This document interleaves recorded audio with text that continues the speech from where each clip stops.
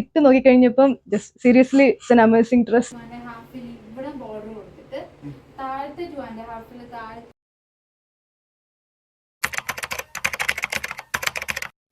Hello everybody, welcome to my daily vlogs at Glow.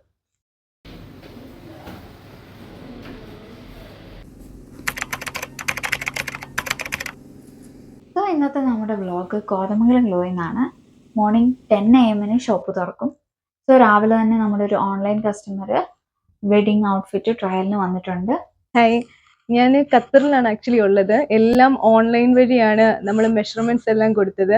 ഇവിടുത്തെ Maria എന്ന് പറഞ്ഞ കുട്ടി ഭയങ്കര സപ്പോർട്ടീവ് ആയിരുന്നു. എല്ലാ മെഷർമെന്റ്സ് എടുക്കാനും എല്ലാം കാണിച്ചു തന്ന് അങ്ങനെയാണ് ഇതെല്ലാം എടുത്തത്.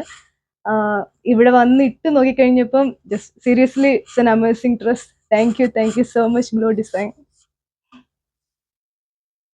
പലപ്പോഴായിട്ട് ഞാൻ ശ്രദ്ധിച്ച ഒരു കാര്യം പറയാം. ഡയറക്റ്റ് ഷോപ്പിൽ വന്ന് ഔട്ട്ഫിറ്റ് ഡിസൈൻ ചെയ്യുന്ന ബ്രൈഡ്സിനേക്കാളും ഓൺലൈൻ കസ്റ്റമൈസേഷൻ ചെയ്യുന്ന ബ്രൈഡ്സിനായിരിക്കും കൂടുതൽ സന്തോഷം.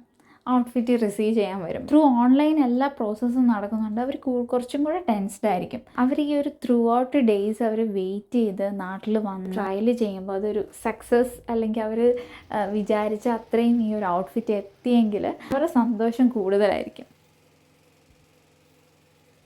അടുത്ത എൻ്റെ ഒരു സ്പെഷ്യൽ ആളാട്ടോ ഔട്ട്ഫിറ്റ് ട്രയൽ ചെയ്യാൻ വരുന്നത്.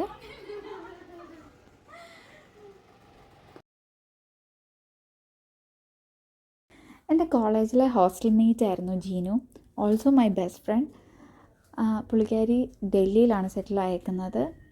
നാട്ടിൽ ചങ്ങനാശ്ശേരിയിലാണ് അവളുടെ വെഡ്ഡിങ്. സോ ഇതും ഒരു ഓൺലൈൻ കസ്റ്റമർ ആയിരുന്നു.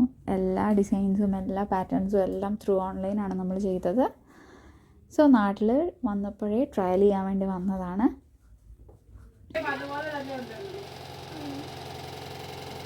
നമുക്ക് ജീനുവിൻ്റെ ഔട്ട്ഫിറ്റിൻ്റെ കുറച്ച് ബിഹൈൻഡ് ദ സീൻസ് കണ്ടാലോ. സോ ബ്രൈഡ് ജീനുവിൻ്റെ നമ്മൾ നെക്കിനെ പറ്റി സംസാരിച്ചപ്പോഴത്തേക്കും ആൾക്കൊരു ചോക്കർ പോലെ അല്ലെങ്കിൽ ഒരു നെക്ലേസ് കിടക്കുന്ന പോലത്തെ ഒരു ഡിസൈൻ വേണമായിരുന്നു. നെക്കിൽ വേണം, കാരണം ആൾ വെളിയിലാണ്. അപ്പോൾ നാട്ടിൽ വന്നിട്ട് നെക്ലേസ് ഒന്നും സെലക്ട് ചെയ്യാൻ വേണ്ടിയുള്ള ടൈം ഇല്ലാത്തതുകൊണ്ട് അതുപോലത്തെ ഒരു ജ്വല്ലറി മോഡൽ നമ്മൾ കസ്റ്റമൈസ് ചെയ്യാൻ വേണ്ടി തീരുമാനിച്ചു. സോ ഇതായിരുന്നു ജീനുവിൻ്റെ റെഫറൻസ്.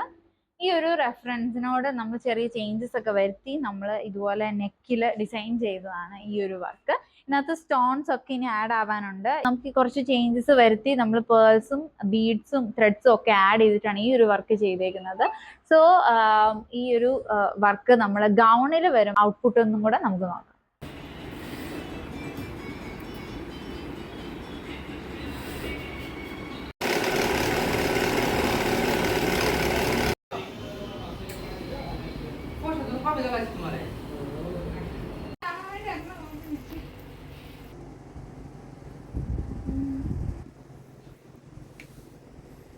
വെഡ്ഡിങ് ഗൗണിൻ്റെ ഫിറ്റിംഗ് ഒക്കെ ഓക്കെ ആയിരുന്നു. കുറച്ച് ലൂസ് ഉണ്ടായിരുന്നു. നമ്മൾ മാസ്റ്ററിനെ വിളിച്ച് മെഷർമെൻറ്റ്സ് ഒക്കെ എടുത്ത് കുറച്ച് ഓൾട്രേഷന് വേണ്ടി നമ്മൾ കൊടുത്തു.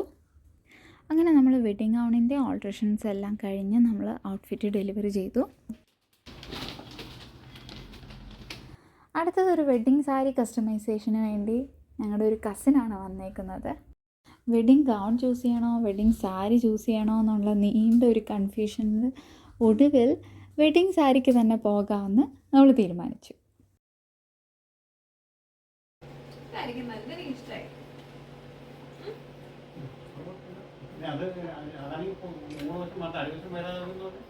അതായത് മേൽവശം ഇങ്ങനെ പോയി നമുക്ക് 2.5 പോയി അവിടെ പോയി എൻഡ് ചെയ്യും. പല്ലു കൊടുക്കുന്നുണ്ട്, പല്ലു കൊടുക്കുന്നുണ്ട്.